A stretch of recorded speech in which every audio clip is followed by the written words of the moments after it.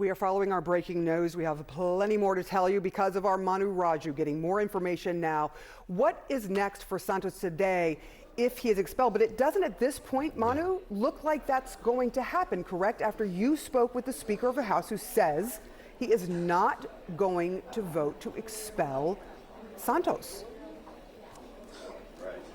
Yeah, I would say that it's still a bit uncertain just because of the fact that there is not a formal whip count. There's not what the leadership typically does on big votes is that they force their members, they urge their members, they twist arms, try to get them to vote one way or the other. They're not doing this. They're saying it is time you can vote your conscience, which means they don't have a list of how members will come down, which is why we expect this vote to be very close. We don't know how it's going to go down, but the momentum is certainly with George Santos at this moment, in large part because the Speaker of the House, Mike Johnson, just told members behind closed doors that he will vote against expelling George Santos. And he had previously said, when I asked him this week, he had real reservations about the precedent that this would set. Now, I talked to one of the proponents of the George Santos ouster, Mark Molinaro, about this and about the impact that this could have on the vote. He indicated that Johnson told members that they can vote their conscience. Listen,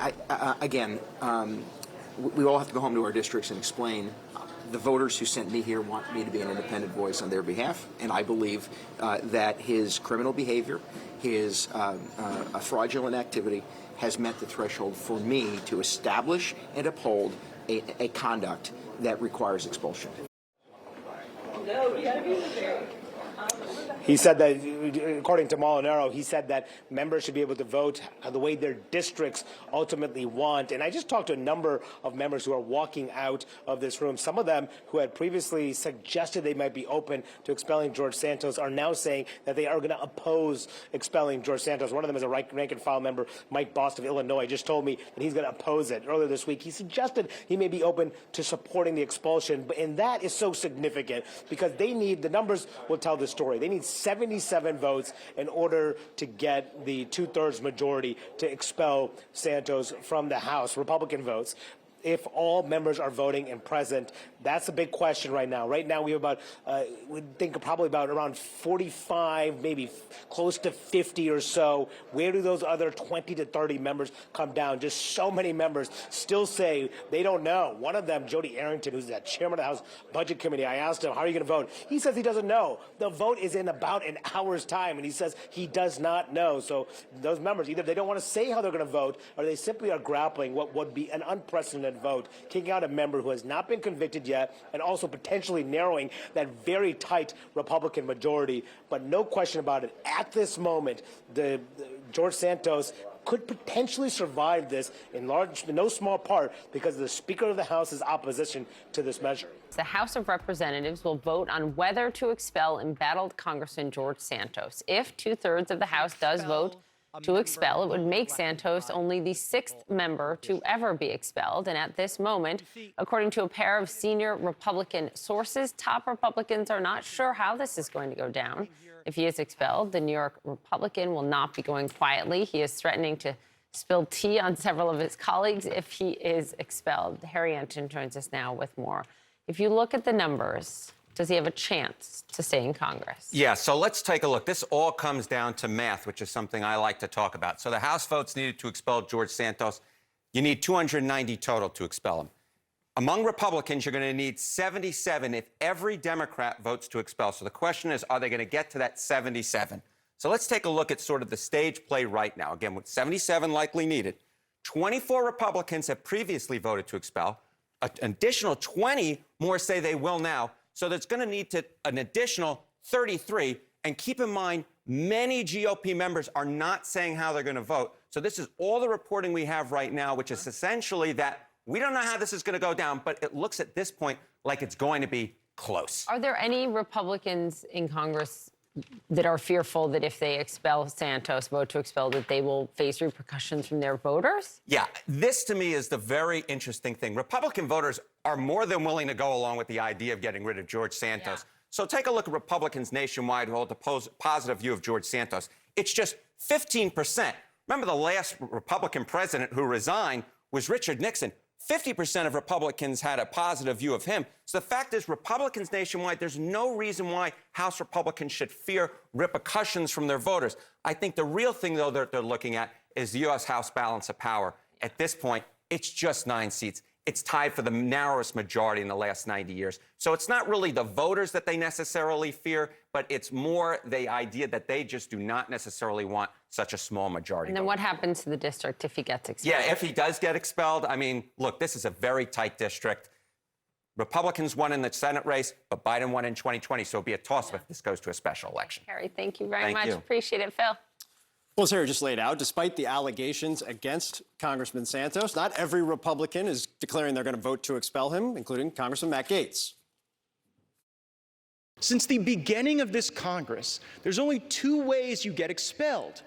You get convicted of a crime, or you participated in the Civil War. Neither apply to George Santos. And so I rise not to defend George Santos, whoever he is, but to defend the very precedent that my colleagues are willing to shatter. Very important caveat, not defending George Santos there. Joining us now to unpack, back with us to unpack, is Nacer Wimmer. She was Congressman Santos's communications director, resigned in May after he was indicted on fraud and money laundering charges. Great to see you again. As somebody who worked in his office, knows him, spent a lot of time with him, what would you tell Republican lawmakers who are on the fence right now, who don't know which way they're going to go? Well, that's a difficult question. No, I shouldn't say it's a difficult question. It's a great question to ask. It's a difficult situation to be in because, yes, he has not been convicted as of yet.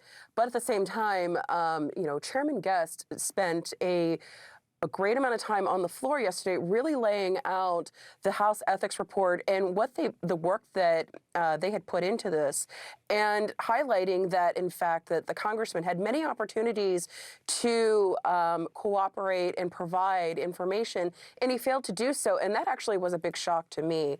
But as a member of Congress who is on the fence, let that serve as a confirmation that this was not a biased report. It was conducted very thoroughly, and the staff who did a tremendous job, who they reviewed over 172,000 pages worth of information and interviewed over 40 people, that should be a confirmation right there. And if we're looking to earn the trust back of the American people, let this serve as an example by expelling someone who is truly unfit to serve. Did you watch the congressman's defense in front of the House chamber yesterday? I did watch it. So my question throughout, and there was a lot there to try and unpack, when you watched that, did you think there was a strategy? Did you recognize it, or is he in just a different place now?